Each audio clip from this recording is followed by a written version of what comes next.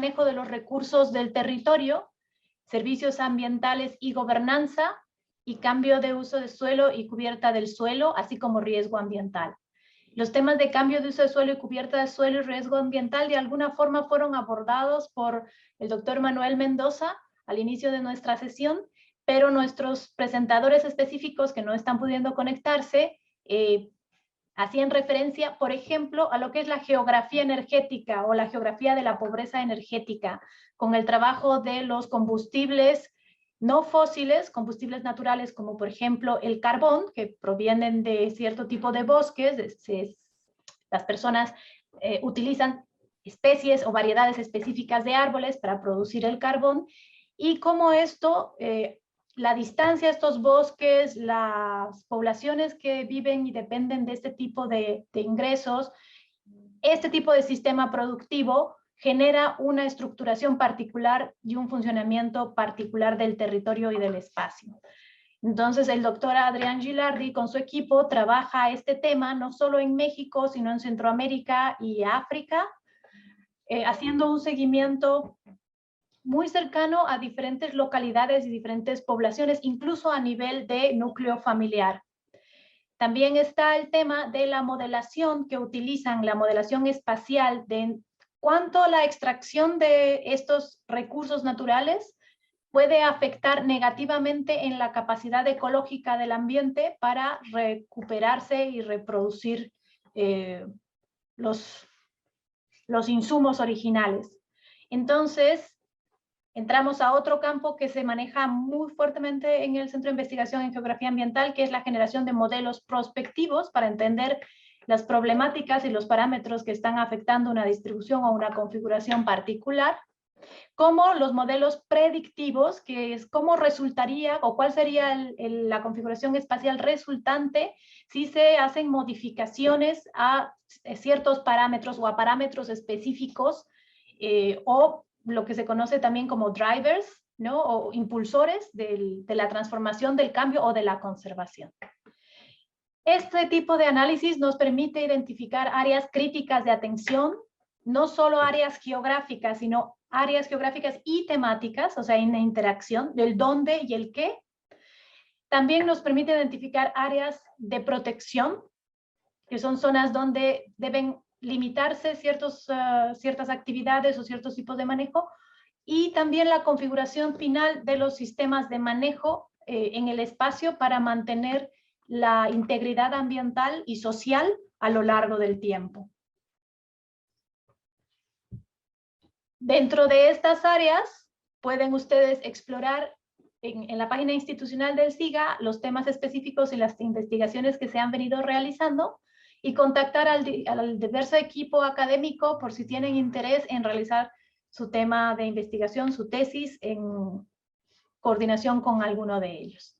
Y creo que así pude resumir un poco lo que esperábamos, muy poco, lo que esperábamos ver en las presentaciones de estos dos compañeros que tuvieron problemas de conexión.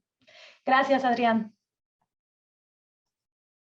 Muy bien, en lo que surgen estas preguntas, quisiéramos compartirles algunos datos de contexto sobre el SIGA. Les platicaba yo hace unos minutos que actualmente el SIGA cuenta con 35 académicos, son 23 investigadores y 12 técnicos. De allí que la diversidad en tanto temas, especialidades, líneas de investigación y trabajos concretos es muy amplia y muy diversa. Desde luego, en un evento como este no sería posible presentarlos a todos y a todas, pero en la página web institucional podrán encontrar esta información. En este contexto, también comentarles que el 100% de los investigadores de nuestro centro, la cátedra CONACYT y un técnico académico además pertenecen al Sistema Nacional de Investigadores de CONACYT. Todos los académicos forman parte del PRIDE. El PRIDE es un sistema de escalafón, por decirlo de alguna manera, donde se otorgan ciertos niveles a través del trabajo que desarrolla cada uno de los investigadores y de los académicos, y se evalúa cada cierto tiempo para poder incrementar de nivel. Estos datos son relevantes en el sentido de poder ubicar también los indicadores de calidad de un centro de investigación que nos permiten identificar si nos encontramos ante justamente un centro de investigaciones que nos ofrece el prestigio, la experiencia, la trayectoria y el núcleo académico que nos dé la seguridad y la tranquilidad de que estamos cursando un posgrado de calidad y competencia internacional. El SIGA también tiene un amplio historial de trabajo, tanto en investigación como en vinculación, como en publicación de productos. Tenemos una editorial propia del SIGA, donde se publican materiales relacionados con los diferentes trabajos y grupos de investigación que colaboran y que se encuentran aquí asignados en el centro, y se fomenta y se vuelve muy pertinente que nuestro centro esté en permanente contacto con la sociedad en diferentes contextos, en el sentido de generar tanto convenios de colaboración como intervención y trabajo con instancias tanto de gobierno federal, estatal, municipal, desde luego una vinculación profunda y muy cercana con la sociedad civil organizada, con las y los ciudadanos, con organizaciones productivas, entre muchos otros contextos donde el SIGA encuentra una salida hacia la sociedad, hacia el público, hacia los actores de interés. Y tenemos ya también una serie de infraestructuras que están diseñadas y pensadas completamente para apoyar a los y las estudiantes del Centro de Investigaciones en Geografía Ambiental. Ojalá que en algún momento, ahora que las limitaciones sanitarias han sido menos restrictivas, pudieran acompañarnos, visitarnos en la ciudad de Morelia si es que se encuentra en su posibilidad porque viven cerca, como es el caso de una de nuestras usuarias que nos comentaba que vivía en Tarímbaro. Puede visitarnos y hacer una cita, platicar con quien le interese conocer sobre las posibilidades de trabajo e investigación, y lo recibimos con mucho gusto también para que conozcan física y presencialmente el Centro de Investigaciones en Geografía Ambiental. Ya se conectaron nuestros siguientes ponentes, estimada Ale. Tenemos a Alexander Quevedo y... Alexander sí pudo conectarse. Muy bien. Alexander, ¿nos ves y nos escuchas? Hola, ¿qué tal? Buena tarde. Sí, sí, los veo y los escucho. Buen día todavía. Todavía días. Muchas gracias, Alexander. Bienvenido. Muchas Vamos a gracias. dejarte el uso de la palabra para que nos cuentes justamente esta experiencia estudiando en México, se llama Experiencias de México y Colombia, ¿verdad? Así es. Adelante, Alexander, te escuchamos. Bienvenido. Bueno, en primera medida, muchísimas gracias por la invitación a charlar un poco de la experiencia de estudiar en México. Bueno, con primera medida para las personas que nos escuchan, ya sean que estén aquí en México o estén fuera. Bueno, Vale, chito, la pagué. estudiar en el SIGA es pues una gran experiencia, es una grata experiencia, un gran intercambio pues, de conocimientos de diferentes disciplinas. En mi caso yo hice la ingeniería en Colombia y posteriormente realicé la maestría aquí en la UNAM, en el SIGA. Ahí hay tal vez algunos aspectos a tener en cuenta, a considerar cuando estén pensando en aplicar desde afuera de México. Y uno es pues, revisar los requisitos del programa, revisarlos en detalle, revisar los temas de investigación que les interesan y colocarse en contacto con algún investigador en el centro. Y bueno, en la parte un poco pues de papeleo, que es la que uno se pregunta a veces cuando va a migrar para estudiar, pues básicamente en mi caso fue pues las notas apostilladas, tener la apostilla de las notas, que es como la validación de estas notas para que tengan un poco de validez internacional. Y en mi caso, pues se envían estas notas a la UNAM y ellos hacen el proceso de validación y pueden realizar pues, la aplicación desde fuera. Sí, como les decía antes, les recomiendo que busquen un tema de su interés y que contacten al investigador. En mi experiencia, pues yo trabajo en temas de percepción remota y trabajé con el doctor Adrián Gilard y con la doctora Yengao mi tema de maestría y algunos proyectos de investigación ahí en el SIGA. Pues esta es a grandes rasgos pues la experiencia y pues les digo pues que es una gran experiencia para las personas que se animen a presentarse y como les digo hay muchísimos temas y es un sitio de intercambio bastante agradable trabajar y estudiar allí y pues mi mayor recomendación es la que ya les decía, revisen muy bien los requisitos, revisen todo el tema de validación de notas, ese es un tema importante de cómo se validan las notas y hagan el proceso pues previo y con algo de tiempo en la UNAM, en Ciudad de México, ya que no sé cómo estén ahorita los temas por pandemia, pero creo que pueden llegar a tardar un poquillo. No sé si tengan alguna pregunta o cómo está la dinámica en este momento. Gracias, Alex. Vamos a tener un diálogo aquí de extranjero a extranjero para ir encontrando los puntos interesantes para nuestros posibles estudiantes. Para el tema de la validación de notas, si alguno de los estudiantes interesados quisiera iniciar el proceso, puede contactarse con nosotros en docencia para que los asesoremos en el proceso específico que es solicitar su baremo o su validación de calificaciones. Como dijo Alexander, es algo que se debe atender porque puede ser un obstáculo difícil de sortear si no se hace con el tiempo suficiente. Alex, a mí me gustaría saber un poco también la parte de los permisos del viaje, del proceso de trasladarse a México, ¿no? ¿Cómo tú lo viviste? Luego puede ser complicado cuando uno está, pues, en otro país, los requisitos. Sí me gustaría que nos contaras un poco sobre esto. Sí, muy buen punto, Ale.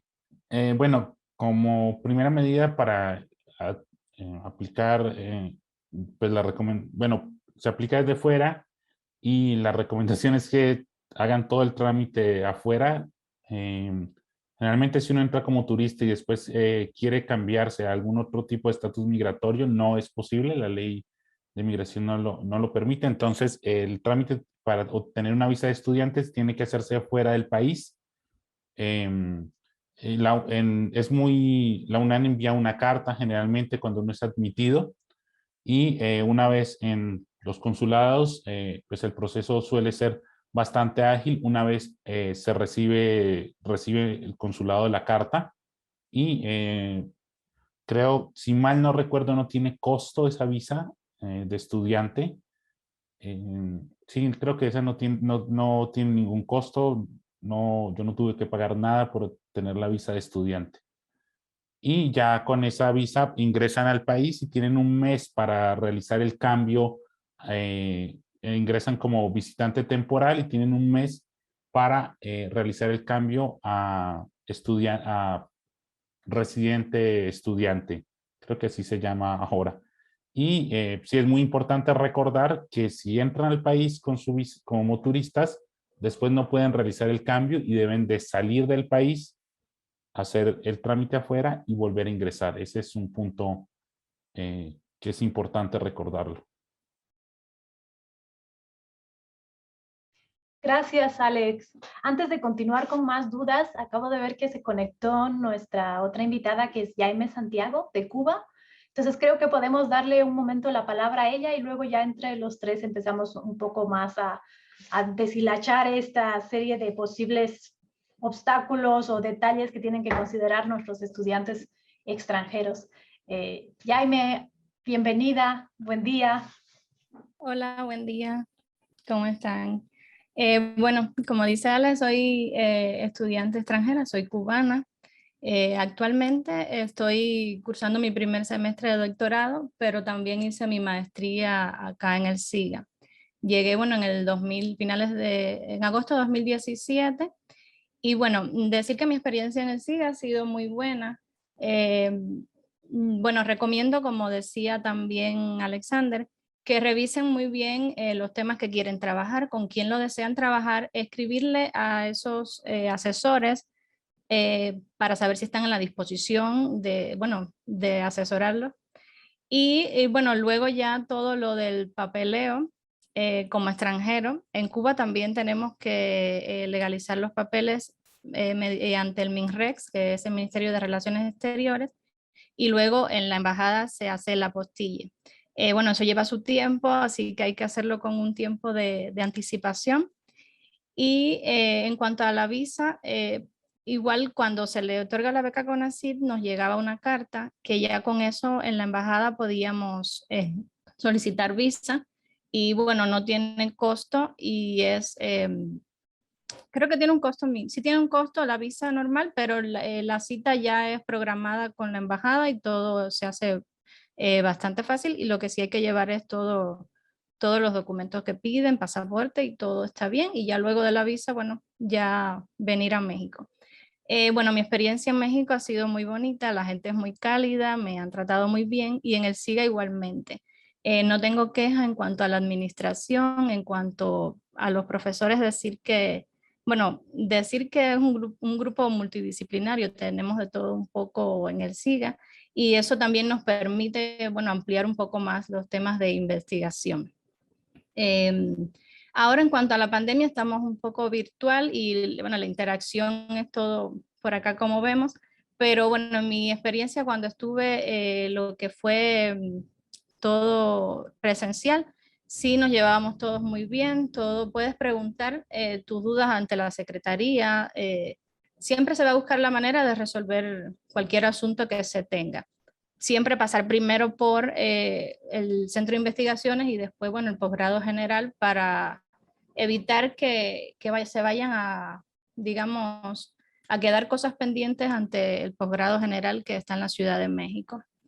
Bueno, también decir que tuve la experiencia de tener movilidad cuando estuve en la maestría, que estoy muy agradecida por eso, porque aparte que, bueno, conocí México, la cultura, también pude ir a otro país, ver otras formas de investigar, conocer otras maneras de la vida académica en otros países, que esa oportunidad se la agradezco muchísimo a México. Y bueno, de la parte académica también decir que los cursos están estructurados de una manera que siento que nos preparan para la vida profesional, para la vida laboral, seguir adelante, como bueno, en mi caso yo seguí el doctorado. Tenemos las aulas de cómputo, yo la veo como una oportunidad. Cuando uno viene de países con un poquito menos de recursos, se da cuenta de que estas cosas se valoran mucho, porque bueno, llegar y tener todos los cursos de análisis espacial y tener ahí ya tu cómputo para poder trabajar si no tienes computadora propia, eso lo veo muy, muy importante. Y bueno, no sé si tengan otras preguntas, porque pudiera decir muchas cosas, pero bueno, para ir a lo que les interese un poco más. Gracias, Jaime y Alexander, por compartirnos justamente estas experiencias, pero nos han hablado de todo lo bueno, de lo que les gustó. Platíquenos ahora de la otra parte, ¿no? ¿Cuáles fueron los obstáculos? ¿Qué parte les resultó más complicada? ¿En algún momento quisieron desistir? Es decir, seguramente no todo fue miel sobre hojuelas, ¿no? Cuéntenos también sobre estos otros obstáculos para poder situar y contextualizar cuál es la clase de retos a los que se enfrenta un estudiante extranjero en México y en esta casa de estudios.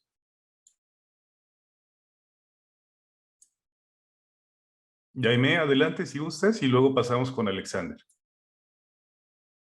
Sí, gracias. Bueno, en mi caso, bueno, al principio uno un poquito, depende también cómo sea la persona, uno extraña un poquito a la familia, pero bueno, ya cuando se empieza como a aclimatar, digo yo, ya te vas integrando con todo el mundo y se te es más fácil. Un poquito difícil, bueno, lo de encontrar renta, saber en qué zona te vas a rentar, esas cosas así, pero bueno, creo que preguntando también a las personas que ya viven, que tienen experiencia, uno como que va haciendo eso, no lo va quitando de sus problemas, ¿no? Lo que más sí me costó, y bueno, y que lo veo como que a todo el mundo le cuesta un poco, que piensa, bueno, cómo se demora, son los procesos de titulación, que sí se debe hacer todo con tiempo, tener todo bien claro, los requerimientos, los papeles que necesita, porque sí te puedes atrasar mucho en esta parte del proceso de la titulación. Pero bueno, de ahí en fuera sí, creo que no tuve muchas malas experiencias porque ahora mismo no recuerdo para decir muchas. Entonces, Pero los mexicanos y los morelianos te tratamos bien. sí, hasta el momento me han tratado bien. Bueno. Gracias. Alexander, ¿cómo te fue a ti en términos, vamos a ponerlo así, de los obstáculos y las experiencias que quizá no hayan sido tan gratas? Bueno, en mi caso, bueno, yo sí tuve algo de trámites referentes a migración. Yo tenía en su momento cuando apliqué una visa de trabajo, tenía un permiso de trabajo. Y cuando realicé la aplicación y fui a tramitar la beca, ya estando dentro de México, tuve que realizar el cambio de estatus migratorio. Entonces, ese es, por eso hago como tanto énfasis en revisen lo de los estatus migratorios, revisen cómo son los trámites. Entonces, en mi caso, tuve que realizar un cambio de estatus migratorio de, de permiso de trabajar a estudiante. Entonces, ese fue como pues un obstáculo con el que me encontré y pues ese es como el principal, ¿no? Con el que hay que tener cuidado, en mi opinión, y tenerlo como muy claro, y por eso hago énfasis en que el trámite tiene que realizarse afuera para poder obtener la visa de estudiante, y ya con eso pues ya pueden aplicar a la beca CONACYT. En mi trámite no fue, o digamos que mi obstáculo no fue, digamos, fue más como un requisito para acceder a la beca, no para entrar como tal al programa académico, ¿no? Solamente aclarar eso. Y referente a Morelia, a mí me encanta Morelia para vivir. Es un muy buen lugar para vivir. La comida está deliciosa. Qué bueno que lo mencionas, Alexander, porque luego también hay algunos imaginarios sociales en los que se asume que ciertas regiones del estado pudieran llegar a ser peligrosas o que tienen algún riesgo para las personas. ¿Y cómo ha sido para ustedes esta experiencia en función de que en algún momento leyeron temas, ¿no?, sobre el estado actual de México, del estado de Michoacán, de Morelia, y después pues tuvieron la oportunidad de vivir, ¿no?, en este entorno? ¿Cómo lo han vivido? ¿Cómo lo han asumido? ¿Tuvieron algún problema en ese sentido? ¿Es una ciudad que les gusta, en la que se quedarían si así se los permitieran las posibilidades? Bueno, sí, en mi experiencia, bueno, cuando uno llega de un país extranjero y muchas veces sí las noticias malas llueven, desgraciadamente, así son las noticias a veces las que dan para el mundo, ¿no?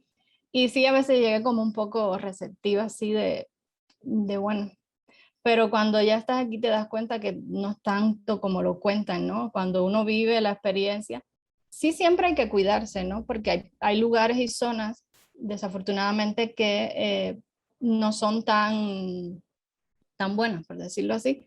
Pero creo que tomando las medidas pertinentes y se vive bien en la ciudad, es una ciudad relativamente pequeña desde mi punto de vista, se llega fácil a cualquier lugar, por mi experiencia, ¿no? Porque el transporte aquí respecto a Cuba es muchísimo más fluido, digamos así, el transporte público. Entonces, yo me siento bien aquí y como que llegas rápido a cualquier lugar. Y sí, y la gente es cálida y como decía Alex, la comida es espectacular. Alex, ¿cómo viviste tú esta parte? No, yo muy bien, como te decía, a mí me encanta Morelia, me encanta el centro histórico. Creo que es un muy buen lugar para vivir y estudiar.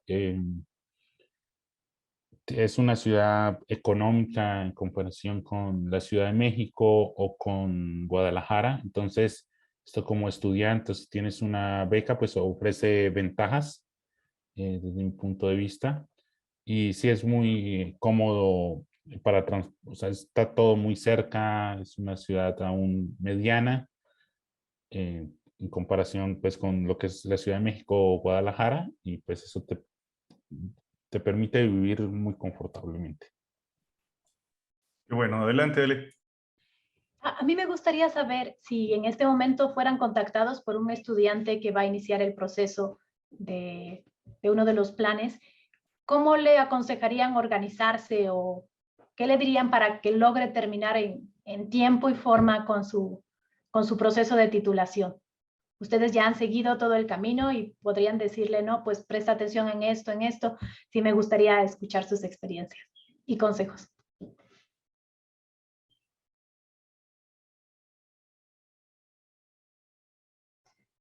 Jaime y luego Alex. Sí, bueno, respecto, ¿se refiere a la titulación ya o desde el proceso de inicio para llegar al posgrado? Desde el inicio. Bueno, desde el inicio yo recomiendo que se hagan una listica, ¿no? de los documentos que necesitan. No sé, un ejemplo, acta de nacimiento, bueno, en mi caso que soy extranjera voy a hablarle desde mi punto de vista. Acta de nacimiento, legalización de las notas, del título, y las fechas. Tener muy importante las fechas porque si ya se les pasa una fecha, ya sería un problema para el trámite.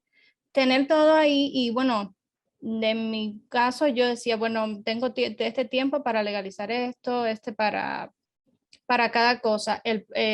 Sobre todo empezar, yo diría ya en esta etapa, a contactar con el asesor que quieren trabajar, porque tienen que hacer el protocolo y también para eso necesitan un tiempo de investigación, a no ser que ya tengan como una línea y ya tengan documentación y todo para redactar el protocolo.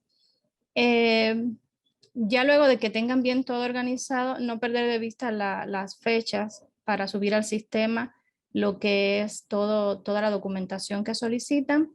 Y bueno, si es mexicano, no necesita lo de visas y demás, pero si es extranjero, tener en cuenta bien lo de las legalizaciones, porque la visa ya cuando una vez es aceptado no es problema, ya es directo a la embajada, en el caso de Cuba, y prepararse, cuando ya tengan todo esto listo, prepararse muy bien para el examen, en el caso de maestría, para el examen, porque bueno, sí, yo soy geógrafa y aún así sí me pareció bastante riguroso el examen.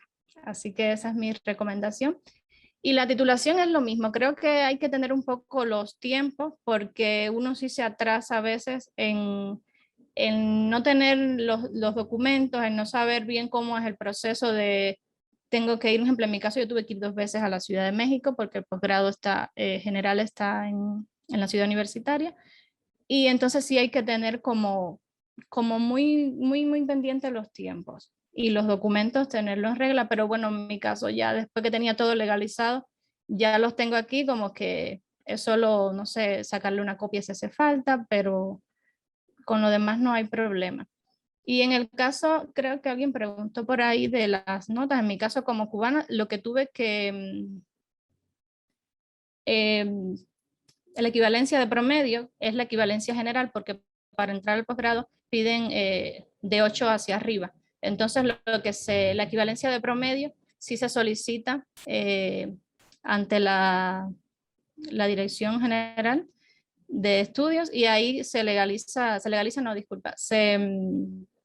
hace la equivalencia de promedio. Por ejemplo, en el caso de Cuba es base a 5 y acá es base a 10. Entonces, eso sí, los que son extranjeros y los que hayan estudiado en el extranjero sí tienen que tenerlo en cuenta también para mandar a hacer, sí, para solicitar ese proceso. Es bueno, lo que puedo decir de esa parte. Si tienen otra duda, bueno, también puedo responder. Bueno, yo coincido totalmente con esa lista y señalaré como puntos críticos el trámite de las notas y las legalizaciones de documentos. Esos me parecen que pueden llegar a ser puntos críticos y sí hay que planearlo, empezar como con toda la parte de legalizaciones y trámite de notas con tiempo y sí, contactar al investigador y ya posteriormente, ya cuando uno está finalizando, como bien mencionaban, sí se necesita tiempo y planeación para poder completar el trámite de titulación.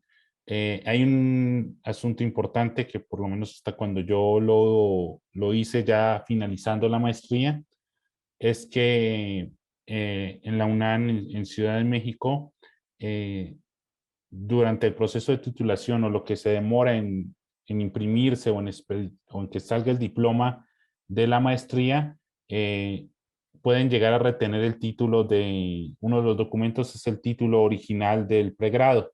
Entonces hay que estar preparados para eso. Hay una opción, o por lo menos hasta 2018, cuando yo hice ese trámite, que es tomar el título o el diploma original de pregrado, sacarle una copia, esa copia hacerla autenticar ante una notaría aquí en México y posteriormente hacerla apostillar aquí en México, y ese documento puede reemplazar el diploma original en los archivos de la UNAM en Ciudad de México. De esa manera no tienen, o hasta 2018 no tenían que necesariamente dejar el título durante el periodo en el cual se tramita el título de maestría, que en mi caso fueron como 6 meses aproximadamente. Entonces esa es como una vía para enfrentar esa parte. Muchas gracias a ambos por esta experiencia. En efecto, es importante considerar todos estos puntos, especialmente los que van a hacer maestría y por alguna razón estuvieran considerando luego hacer un doctorado o incluso para aplicar a un trabajo o algo, pues ver los tiempos que van a tardar en procesar sus documentos para finalmente tener su expediente completo, ¿no? Y salir al mercado laboral. Ahora, específicamente en el mercado laboral, bueno, Jaime, yo sé que tú pasaste al programa de doctorado, en este momento te encuentras realizando el doctorado, pero Alex, tú estás trabajando, me gustaría que nos contaras un poco cómo fue saliendo de la maestría, si fue muy difícil conseguir trabajo o crees que la maestría te facilitó, te ayudó a mejorar tu carrera de trabajo, tu vida laboral? Gracias. Sí, bueno, buena pregunta. Sí está muy bien posicionada en México la maestría del SIGA. Sí es reconocida a nivel nacional como un programa pues, de calidad. Y sí, para mí inicialmente yo me titulé en 2018, yo estuve trabajando posteriormente un año en el SIGA como técnico de proyecto, en proyectos de investigación, y posteriormente tuve una oferta por parte de un gobierno estatal, el gobierno de Jalisco, y estuve 2 años y medio trabajando con ellos, y ahorita pues estoy como consultor para el programa mexicano del Servicio Forestal de Estados Unidos, junto con la CONAFOR. Entonces mi experiencia ha sido muy buena en esa parte. Muchas gracias, Alex. Pues muchas gracias a los dos. Realmente nos dan una visión muy buena y ahora le cedo la palabra a Adrián. Gracias. Muchas gracias, Ale, Jaime, Alexander. Pues qué gusto que tengan esta experiencia grata y que puedan compartirla con quienes nos ven y nos escuchan y con quienes nos van a ver y a escuchar, porque la idea también de esta sesión es que circule, que se quede en las redes, en el canal de YouTube, y personas que no pudieron acompañarnos el día de hoy por diferentes razones tengan la oportunidad también de conocer de primera mano estos testimonios que nos comparten, y que conste que no les dimos línea, que conste que no les pedimos que hablaran bien del SIGA. Esta es una experiencia real, directa y sobre todo auténtica de 2 personas que cursaron sus estudios aquí con nosotros. Muchas gracias, Alexander y Jaime, por acompañarnos en esta sesión.